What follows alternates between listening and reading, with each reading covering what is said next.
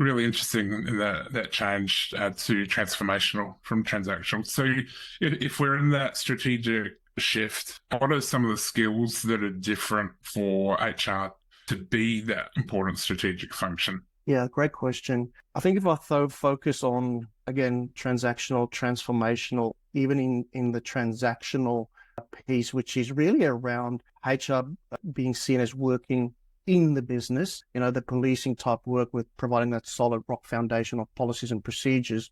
I think there's even some more modern skills that's required.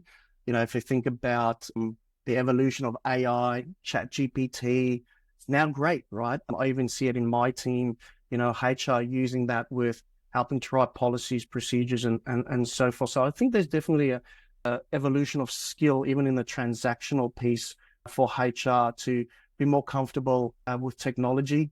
I actually really think it's been a tough road for HR because typically HR is kind of the last function that gets a lot of technology, if I compare it to, operational functions and so forth. Whereas, the likes of AI and chat GPT has really supercharged that for HR people. So being able to use technology and data analytics, I think is really important. Whereas with the transformational type of work for HR, it's working on the business. So working in the business, moving towards working on the business. And this is that strategic advisor. I think where HR really needs to play moving forward is the mentality around that strategic advisor, wearing a lot of what typically would be a management consultant's hat. So a management consultant providing advice on team and organization design. So what do I mean by that? Well, for me, this is really that interplay between company design and team design and company objectives and strategy. So this requires